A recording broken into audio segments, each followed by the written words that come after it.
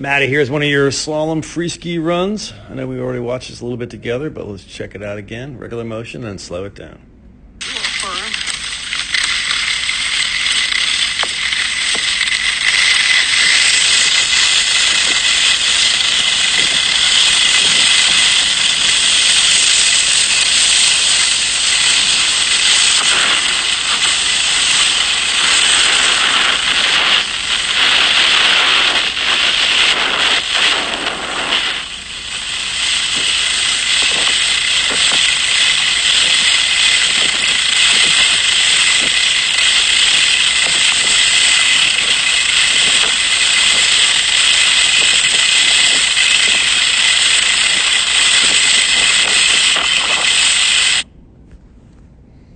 All right, like I mentioned before, need a little more turn shape. You know, what are you working on right now in slalom?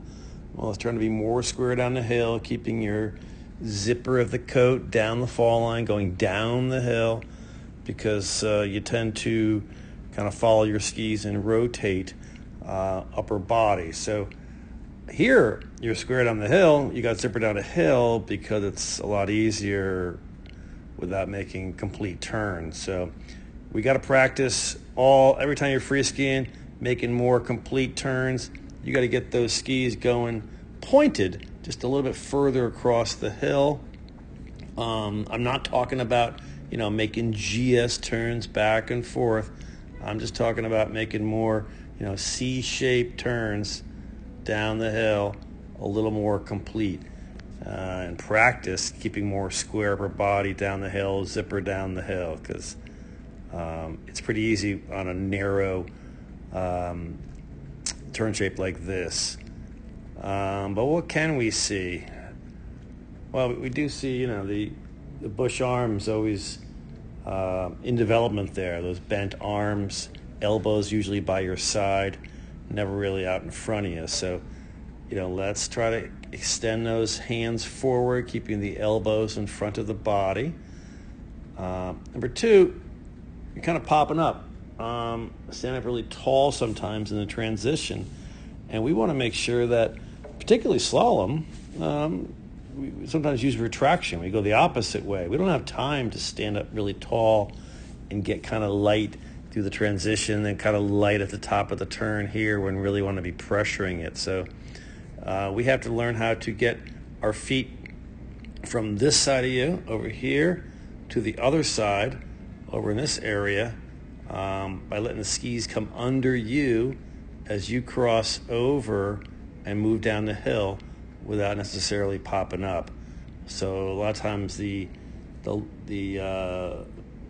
our level of our head off the snow really is not going to change much as we kind of absorb and retract the legs, flex the legs through transition to get them to the other side. You can kind of see your head rising up there, obviously, as you're standing up tall.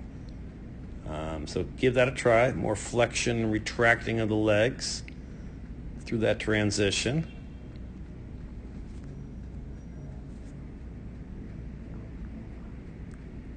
I do like here, a good upper and lower body separation, and your body is going down the hill, facing down the hill. Your zipper is down the hill, so that's good. We just got to bring that a little more, to the race course. You can see those bush elbows there.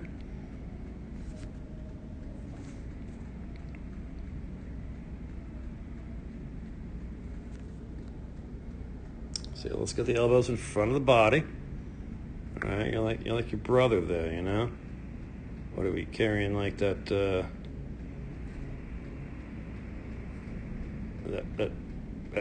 granny purse off of your elbow there as you're walking around?